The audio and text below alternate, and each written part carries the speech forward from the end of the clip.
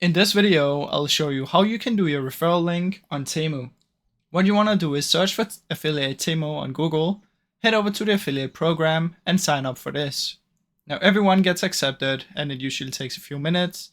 Once you have been accepted, what you want to do is scroll down, find the referrals, and in here you see your referral links. So this is about $100. So a $100 coupon bundle, exclusive deal, and a save deal. So you can see this is only for new app users, but this one is for all users.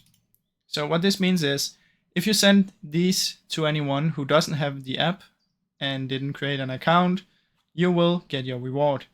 Now this one works for all, so even if they have the account, you're still gonna get it.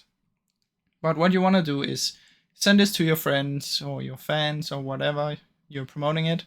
If they click on the link and they use it, and there's different rules, like sometimes they need to buy for like $50 or $20 or something. And for others, you get it immediately just when they sign up. But you want to simply copy the link right there. You can also copy from in here, and then you just want to share it. So that is how it works, guys. Now, I really hope you enjoyed this video. If you did, please leave a like and subscribe, as it helps me out a ton. Thank you so much for watching.